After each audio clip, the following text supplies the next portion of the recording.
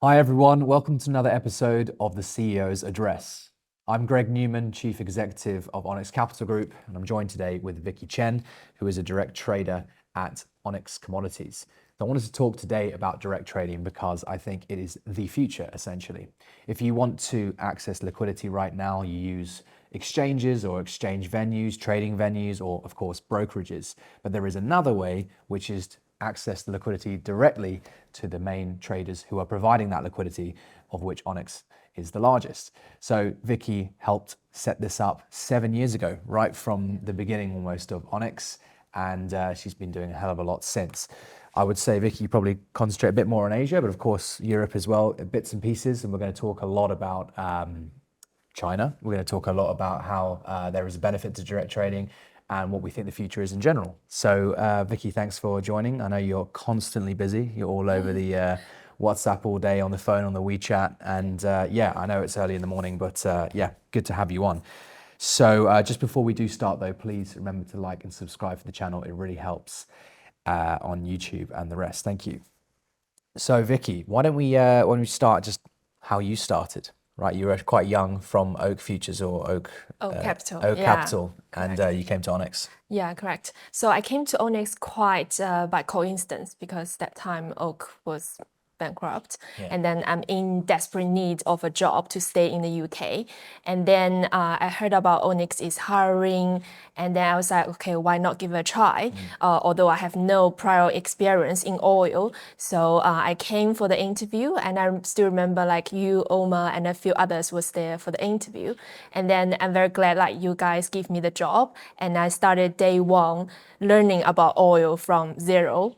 And I still remember like the first Christmas when I was at Onyx, and then you guys give me like tutorials about the dated brand market and the gasoline market as well.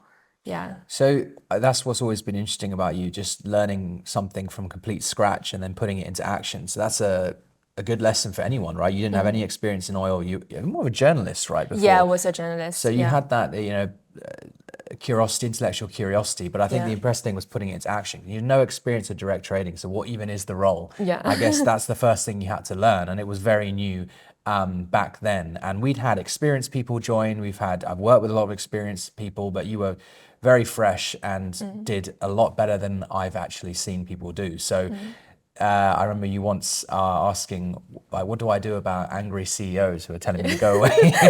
So you obviously didn't have a problem at approaching people. So I guess that's the first thing. How did you, or how was it communicating the service to the industry, or how has it changed, or do you think it's well known, or where are we at with this kind of direct trading concept? Yeah, so when I first started, obviously at that time Onyx was only 1 year old, so not many people, especially the Asian market, know about Onyx, and obviously it doesn't have a Chinese name that I can communicate to.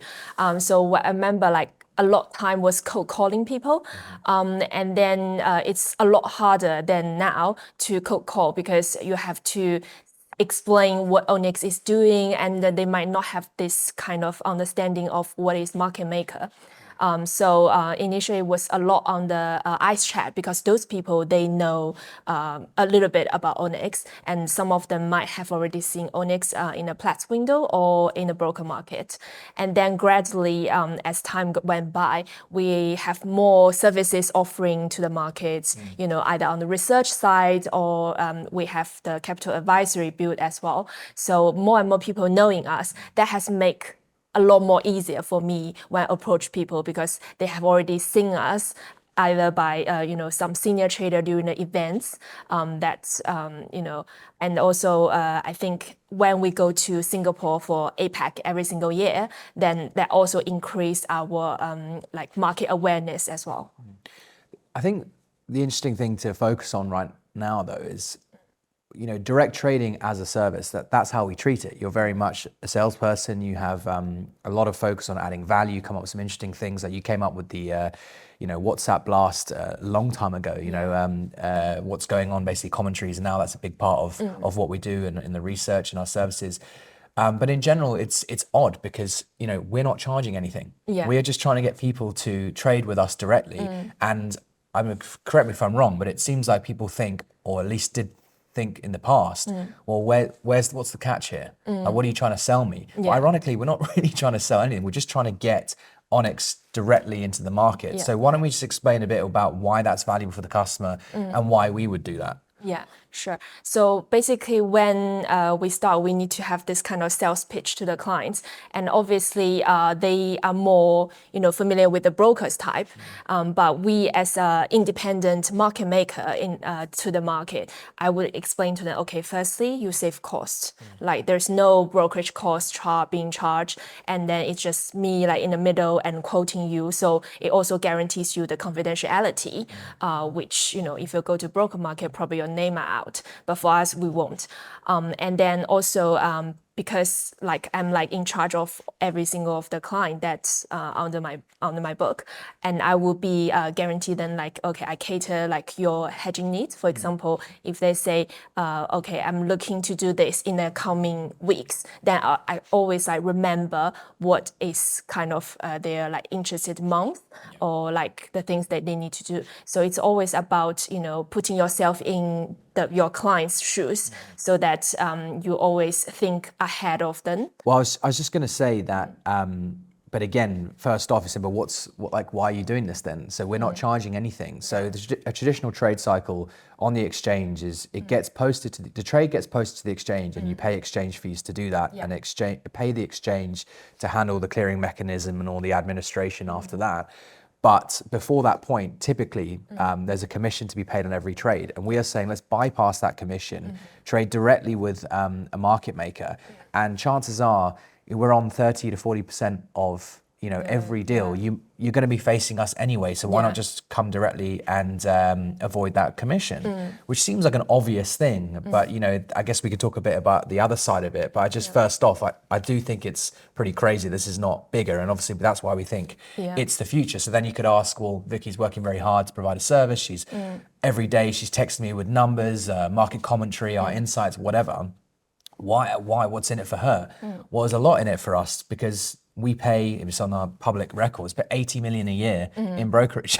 So, if we reduce that even by 10%, that's a huge amount of money that goes directly onto our bottom line. So that's what's in it for us. I mean, that's why people get confused. That's the immediate answer. But I remember, because especially in the earlier days when you're here, I spent a lot of time with you in these meetings, and we used to travel a fair bit to Singapore and, client conversations. And it was always odd that it was like a kind of look in their face, being like, but you're trying to get me somewhere, you're trying to rip me off or whatever. And it's like, well, to some degree, if you trade directly, there's an element of like captive flow. You're just trading with us, and there's no competitive price because there's only our price. And maybe that's some of the downsides, but at the same time, everything's so public these days. Our numbers out there anyway, you can compare anyway. But I think that's important to start with, right? Because people get confused. Is that fair? Or did get confused? They do confuse. A lot of question they ask is like, so if you don't charge any fees, how do you make money? Right. So I do get asked a lot about this, and obviously, as you mentioned, that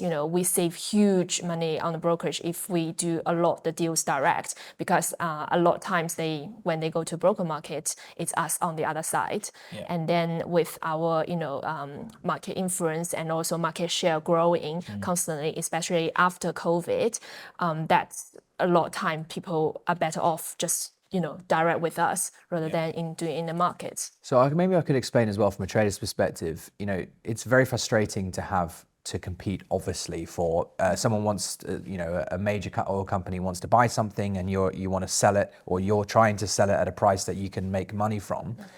When you have to compete for that, it makes it very difficult. Obviously, that's how it should be. That's competition. That's how you get the price. But there are benefits sometimes, and I guess this is up to the client, right? How to choose opportunistically. If you come directly to one market maker, if you know that market maker has a particular style of, being fair, ultimately, being there for accommodating volume, not moving the market, there are benefits in the sense that, you don't move the market, you don't have your name out. Because on the flip side, an example might be, I remember a Chinese oil company in the dated Brent market was going in and buying basically flat price, so just buying the outright price in dated Brent. And the whole desk is like, right, get your phones out, let's go. This Chinese company is looking to buy. and you line up all the market makers, say, where's your price? And then everything starts going haywire. So why do you think things are going haywire? Because everyone knows a big buyer's out there, and you're all trying to like pre-position for it. You're all trying to see what's out there. People are, whatever they're doing, you've just created mayhem by announcing yourself.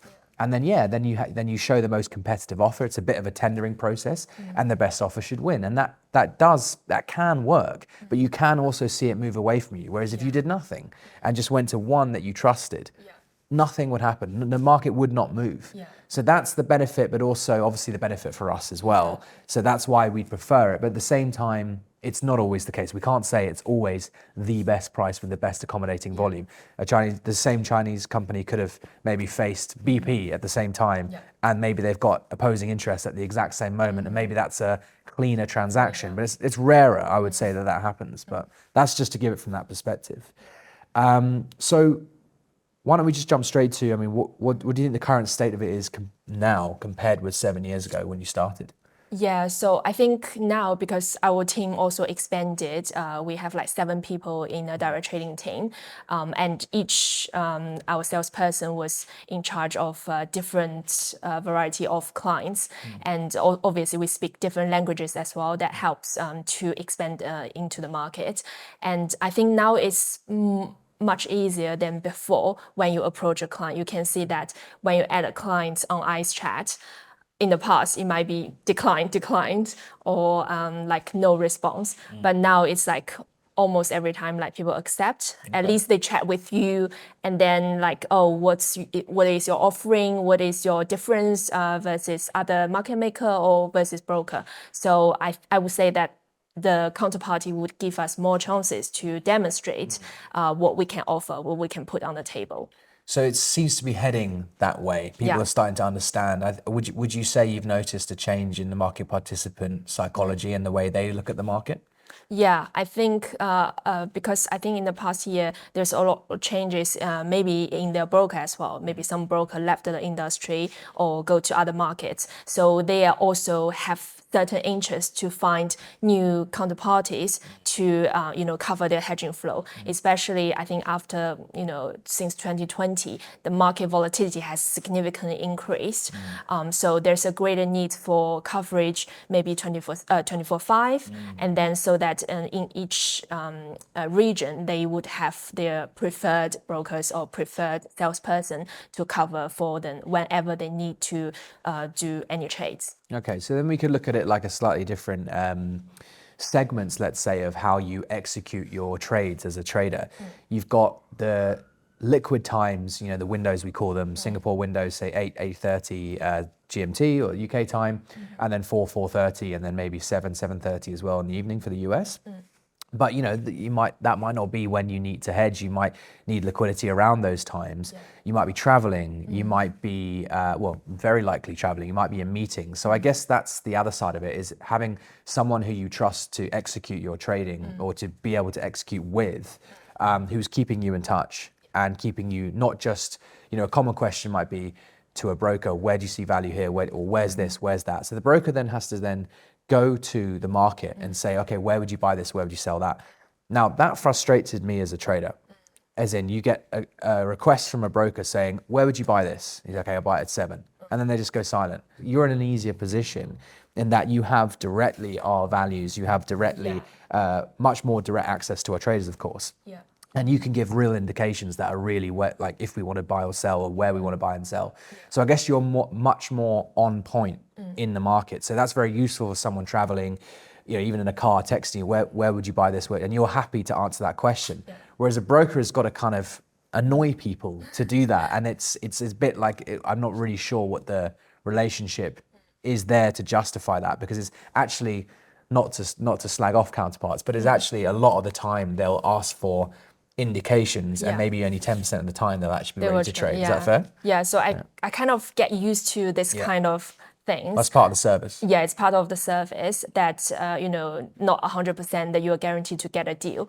But the more you quote them for indication whenever they need, the more likely that when they actually go live or go firm, they will find you because you are always there providing the service, providing the price for them whenever they need.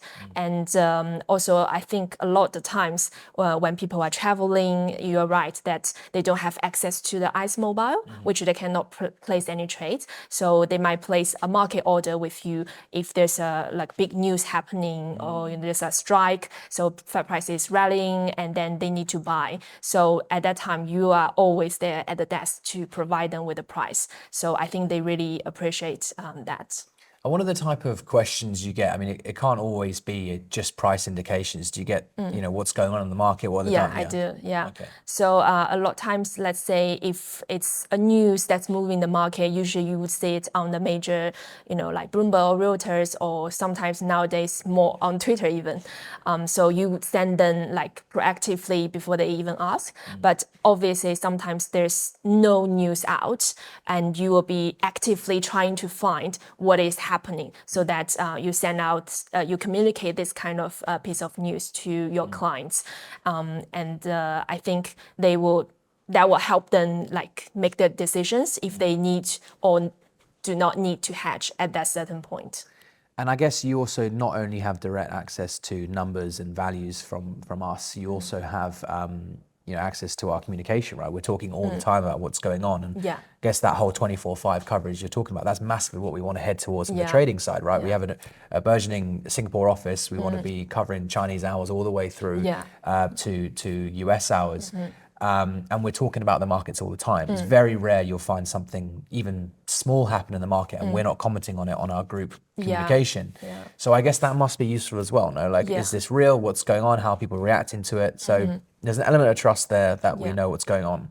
I hope. I think people, a lot of our clients really appreciate that, whenever these things happen, without them needing to check on certain, news, that we are already communicating this out. And a lot of times in our traders group, we post things that is happening. And a lot of time you might be I might be on business trip, so I'm already asleep when, you guys discussing. But the next day I wake up, I was like, oh, this is happening overnight. So it's very good for you to understand the market, and whenever the clients have any question, you are very clued up of what's going on. Yeah. So I guess the question I'd be asking, okay, this all sounds great, but how do I actually know? How do I gain trust? So what do you typically see as the stages, if you like, from early to mature kind of business client? Is there a stage of them trying you out and you need to kind of prove yourself? Yeah, definitely. I think especially those more established clients, they have already their certain set way of things doing that they will be okay, I only talk to 1 to 3 brokers and no other people.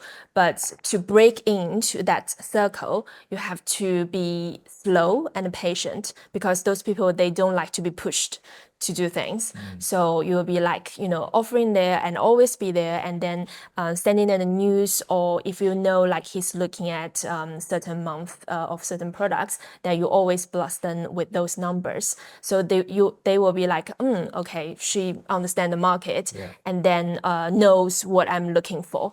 And then maybe he will start it by, okay, can I ask you an indicative offer? I won't trade with you today, but so they can compare with the market. With the market. And a few people, they will compare, maybe 10 times or even more. And then they will gradually say, okay, let's do a trial trade, and then let's see how things goes. They will give you a smaller size, 10 or 20 KB to start with. And then if they like the price, and then next time they will give you slightly more. And then that's how you started to build this relationship. But then also you need to meet them face to face. So a lot of times, a lot of the meetings we happen is during IP week or APAC or the business trips, that they see you in person or maybe having meals with you. So you chat about, personal life. So you have a personal touch beside of the business that you started building relationship with. Well, look, I think it's a great deal for everyone involved, right? It's more efficient trade for us, and it's a great service. And it's our job to provide liquidity. We want to provide it directly to clients. Makes sense for us because we benefit. So that's a big part of what you're saying is being bespoke to the client. And I guess there's a bit of a scalability issue there to some degree, right? Because you can't look after 1,000 clients yourself, but of course you can have more people in the team and grow that way. But I think the future, I think next year in particular, we're going to start looking at, you're able to offer a bespoke service to a client and, basically be on standby to be giving any information you need. But to really scale, if we get flux in front of people, live bid offers, but very tradable bid offers. And as you say, you're on your mobile and you have access to whatever it is. Well, you're going to have access to, as long as you have access to the internet, or they should, because they're texting you, then you should have access to flux and the tradable numbers. So those indicative numbers or live indications of where it can trade can be fed directly to them. So then the discussion can be more scalable, right? Because you'd be like, if you need anything on top of this, let me know. If you need me to work this offer, let me know. Or this kind of stuff. So we can just speed up the rate of transmission of information into people, and hopefully that will lead to a lot more dealing, essentially. And then there's the transitioning into the bulk of the market, because again, you're talking about multiple hours, offering a service that's bespoke, but also convenience. But there's the core trading as well that I think direct trading needs to really be a big part of as well. There's nothing stopping you throughout the day being a service as well, even if it's just the open market. I mean, why not bypass brokerages in some circumstances if it's the same number you're seeing on 8 different lines? We're here as well. So I think that's the next stage of this. It's offering the market very upfront to people on a live basis, which I think our technology will be a huge part of. But I think the more and more I think about it, the direct trading team is a huge part of this as well. So I think it's got a lot of room to grow in that respect. So then I think we need to talk about, when we talk about scale, I guess you can't cover every single location either. So you focus more, I would say, 60% more Asia and More China? Asia now, like 60%, And China, I guess, if we could talk about China for a bit, it's such a huge part of the demand growth in the last 10 years or more. And it's now actually a big part of the decline in growth of oil demand. But either way, China is always such a big part of the market. And so therefore the Chinese counterparts are. How are the Chinese different? And I've always thought from your dealings that they do look at the market differently. Is that fair to say? Yeah, I think so. So Chinese, I would divide them into those who are like, always there, have been there long time, which are like the Chinese majors and like the big teapots. And then there's newcomers of hedge funds or prop funds that they are smaller in size, but they have huge capital and they trade very actively. So I think for the traditional one, which are like the Chinese majors, they are actually quite long established in the market. They are like, they have very big trading teams across different regions, like in Beijing, Hong Kong, Singapore, and London as well. So for them, they were more like they know how to do their hedge, and they have very good like training system internally already. So when they talk to them, you're like, straight on, like, you show me like your numbers for dated brands, or show me like for crack. So for those people, it's very easy to communicate with them. But then there's also part which is the newcomers that they will need a little bit education of, what is EBOB swap, what is RBOB. And then they learn really quickly. And then after a few months, let's say they have a certain strategy set by their like speculative team, and then they will put on those trades with you because a lot of them have started now to have the clearing account on ICE and CME as well. So there's a bit more connection with the international markets. Yeah. Well, that's growing, you think? And you think it will continue to grow? Yeah, because as you see, like the Chinese exchanges now previously launched the IE contract, which also allow like foreign entities to participate. I think their aim is to have more direct flows between like the foreign entity who want to participate in the Chinese market, and also for those if they want to participate the overseas market, they can do it via some onshore brokerage firms through their sleeves. Yeah. So I think the trend is that more and more people want to participate into the international market. And then a lot of the strategy involves is that the arbitrage between the onshore exchange and the ICE or CME contract. I think this is fascinating. I mean, when I've looked at some of the volumes, like you're talking about INE and elsewhere, it's, I think the fuel oil contract, I think the total volume on the fuel is more than the entire rest of the world's derivative fuel oil volume. And that is ridiculously large. And China is just such a huge market in general, but from a derivatives perspective, financial oil trading is huge and it's growing. And there's a big retail presence, which is very surprising. So what's the impact of this? Well, as it opens up and as we get more arbitrage between ICME, basically the westernized or more global markets integrated with the Chinese, as that flow starts to become more arbitrage and therefore more efficient and therefore a big part of the global pool, derivative volumes are just going through the roof. Like people need to understand this. Like you look at derivative volumes and you think, yeah, they're growing and actually growing quite a lot. But what about the Chinese as well? You can double that in some respects. That is enormous, and particularly in the niche contracts. So everyone knows about the crude futures and the gasoline futures. But what about these 600 other contracts of which there's another 40 odd on Chinese exchanges? This is this huge oil market in action in paper volumes, and I think it's got so much further to go. And I think the behaviors of the Chinese domestic market and the retail side and the professional side, their speculative sentiment and how they trade is going to have a huge impact, or does have a huge impact on the rest of the world's derivative volumes, which is quite a crazy thing to think, but it's absolutely true, right? Yeah, I remember like in 2020 when first the Dalian launched the LPG contract, and then I remember some of my Korean clients ask me like, Vicky, why there's a huge trading on the FEI? Because FEI usually you buy FEI just to hedge your physical position. So this is the international Asia contract that you can trade on. ICE and CME. Yeah, correct. Yeah. And then because they don't understand, they don't see that kind of big size of physical cargo being traded, hence hedge on the ICE exchange. And I was like, oh, that's actually an arbitrage flow, which people, they actually don't have any physical. They just look at the Dalian LPG contract versus the FEI contract, and they see a huge arbitrage opportunities. So they sell the LPG in Dalian and then buy FEI. You see like. But that's the thing, you would think that would be small inefficiencies. It's huge, yeah, absolutely enormous volumes. Enormous, yeah. I think overwhelming the existing ICE market or whatever. Yeah, it's exactly. crazy. I remember that year, like the ARB went from like 1,000 yuan per ton to like negative 800. So a lot of people make huge money like that year just to trading this arbitrage. Yeah, okay.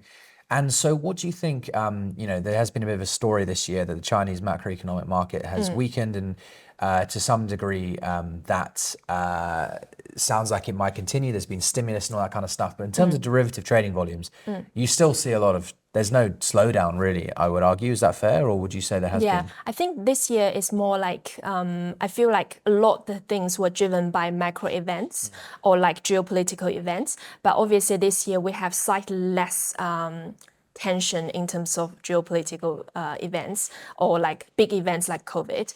So I see slight drop maybe in some of the months, like especially summer months. But that's in line with the rest of the world, right? Yeah, exactly. But then, for example, in November, the volume just pick up because of election. Like a lot of people want to put on their bets prior to the election to have their views expressed. And then after Trump win the election, you see like risk-on mood again. That's, it just attracts loads of interest. What I will give the Chinese traders a lot of credit for is their willingness to trade different contracts. Yeah. And I think that's very evidently shown with the contracts they've been listing on the Chinese exchanges directly, but of course access to all international markets and how active they are in almost every single market. But I think it's the willingness to be educated as well. Yeah. So I think that's a good Chinese trade that I don't think is shared necessarily internationally in the UK, Europe, kind of bit know-it-alls when it comes to oil. But I think the Chinese mindset of I want to learn and I want to get involved has proven very influential on the volumes, and I can't see that going anywhere. So we recorded a video, some in Chinese that for your book. For my book. And we hope to get that out in front of the Chinese audience and let's educate, at least from our perspective, how we see oil swaps. And hopefully we can get more trading going. Bigger derivative volumes in the whole international market benefits us as biggest market maker, and we'd love to trade more directly as well. So I think that's going to be really interesting. But again, if I release a book here, it's whatever, great. There's loads of books and there's some interesting graduates, all that kind of stuff. But I don't get that impression from the Chinese. I think anything that's been given out, and especially it's going to be free. Yeah. I can already see a lot of interest because they were so willing to learn and so willing to be educated. I think it could make a difference. I think the oil swap market could really continue to boom with all these contracts, but with more education. Is that fair? I think like they are very willing to learn because being like situated in China, like they might not have that kind of quick information transmission. Like for example, some of them very interested in the North Sea markets, but it's very dominated by just a few people. It's a very niche circle. And then for them, like when I send out the book to some of my Chinese audience, they were like, wow, that's great, because they haven't seen like maybe, from the Chinese side, someone who are in the industry, still working, and as a CEO to give them such a like detailed exploration about. I love this. People who are willing for the information, you want to give it to them, right? Because they're engaging, and then you have a good working relationship. So I would argue this service that you're providing, and hopefully everything around it that we're doing at Onyx, is very well received. It seems that way, and I think it will continue to do so. But it's just really interesting for me to see the different dynamics between the different areas. But do you think there's a bit of reluctance on the flip side for European traders out of Geneva to engage with us directly? That depends. I think I do have a few like successful, contacts that, when we first started, they are like very willing to trade with us and give us a try. But some people, I think maybe because they were quite senior in the industry and they think that, okay, I love my current setup, I don't want to change. So that's fine. Yeah, it's frustrating for us. These European counterparts seem less willing to want to save money and have more efficiency of trade. And they don't seem to be as quick as the Chinese and Asian counterparts to just be more ruthless about trade and best number and best execution. It's all for them about the status quo still to some degree. And this kind of trust element, which I know that brokers are feeding into, the paranoia, right? Oh, Onyx could be doing that, Onyx could be doing this. And that's just something we have to contend with and build trust over time. But we've always been that market maker that wants to not be like people who are screwing them over. Like, for example, we all know about the very well-known other market maker who's gotten a lot of trouble for messing around with market on close. Like, we make a policy, right? We do not do that. We're not getting in trouble that way. We don't want to even go there. So we're trying to build this reputation. I think we should have, or do have this reputation over the last 8 years of being very fair to counterparts. Where is the evidence that we would ever screw you over? But I guess it's, as you say, like just a difference maybe in mentality, and they've been doing it for longer, and it's, let's say it's been working for people. Why would they want to change? But then when we talk about the huge cost explosion in this market, PRA costs, exchange costs, and brokerage fees, as I said, we pay 80 million, other people pay a huge amount. This is when trading margins go down like they have this year compared to the previous two, you start to look at these costs and go, this can be saved, right? So it's going to be really interesting in the future. But I have noticed, at least even watching yourself, that any of these reluctant kind of things we get, or any of these things that people say they don't want and all that, it tends to change when they just get the best price. So I mean, no one argues with the best price. So and that's how we started, myself and Omar, even at Mandara. We weren't wanted in our individual markets, right? As you said about North Sea, very small amount of people. When I was trading, five players basically dictated everything. They didn't want you in that game because you were getting in the way. Whereas if you were the best price, they couldn't turn it down. Even these guys who controlled the game, because it's liquidity, and it's good liquidity that they need. So that will always win. And I think that's why market makers ultimately exist, and you can't get rid of them, because there is an undeniable added value to the market and the market's infrastructure. The liquidity, But as soon as you add a fee to that, and that's the thing that should decline. But let's see, obviously. But okay, so what do we What do you think's on the cards for next year as we head towards the end of this year? Yeah, I mean, like this year, obviously, I think a lot the market participants facing a lot like challenges because of low volumes. But I think like next year, when after the Trump, win the election, I think there's gonna be more interesting things happening because he's very well known for tweeting about his opinions, and I Moving think markets, yeah, moving the markets, and then I think we're gonna have a lot of headline-driven news coming out that is gonna move the market, and then people tend to trade around those news, and I think definitely for sure like the volume is gonna pick up. And then in February, we have the IP week coming up as well. So I think a lot of people, I think this year was 1 month apart from the Chinese New Year. So I'm sure like a lot of the Chinese counterparty will fly over to London and then participate. So I did hear actually there was a lot of interest in Dubai this year. And generally, I know it's a while from COVID now, but because it had been so long, people to get together, there was a lot of interest to get together this year. And I think it will be the same next year. Yeah. So there's a lot to talk about, right? And a lot to engage with. Things are changing everywhere. Yeah. So I guess it'd be a big focus of yours next year. Yeah, correct. And definitely like, our team is like here for pushing for more volumes and have like more coverage across different regions. Singapore's building out, so we Singapore should be able is, to focus more on the hours. Yeah, building out. And then especially like the early morning times when, especially fuel oil contracts is trading very actively. So the colleague in Singapore will be able to, focus a lot more on the fuel oil side as well. And hopefully, the beginnings of flux as well with the trading side of things for clients. I think that will be a big part as well. We've got that to look forward to. And we're always releasing products, right? So hopefully we're just adding more and more value next year from the research, the data, whatever else. Even Jorge's settlement figures, the officials is doing well. I think the Eastern counterparts are really enjoying that. Again, with data being so expensive these days, we're offering that for free at the moment. So that should be good. So a lot to look forward to. Yeah. But I can't help but think it's a massive year next year. I think our theme, to some respect, has been enough is enough with the whole cost of trading ballooning. And what are you going to do about it, though? Well, people are going to see what we're going to do about it in 2025. Yeah. And hopefully direct trading is a huge part of that. And obviously you yourself are going to be a big part of that. So I hope you're looking forward to it too. Yeah.